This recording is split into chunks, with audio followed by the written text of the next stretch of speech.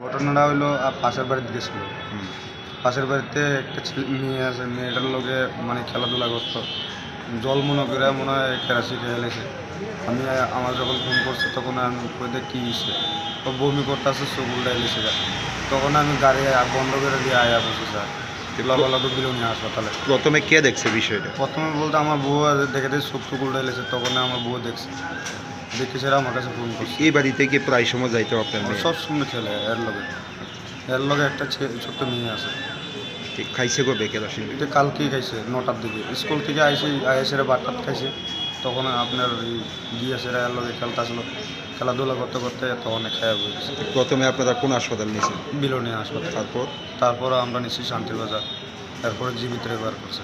জীবিতে আনার পর মৃত্যু হয়েছে কোন সময়? মৃত্যু আপনার মনে হয় প্রায় সন্ধ্যা 3টা-4টার দিকে। নামটা কি মেয়ের? শিবানী মন্ডল। বয়স কত? বয়স 3 বছর 1 মাস। বাড়িটা কোন জায়গায়? বাড়ি আইসিনগর। আপনার ছেলে মেয়ে কয়জন? 2 জন। শিবানী কি ছোট না বড়? ছোট। বড় জনের বয়স কত? বড়টার 5 বছর। আপনি কি করেন? আমি ড্রাইভিং করি।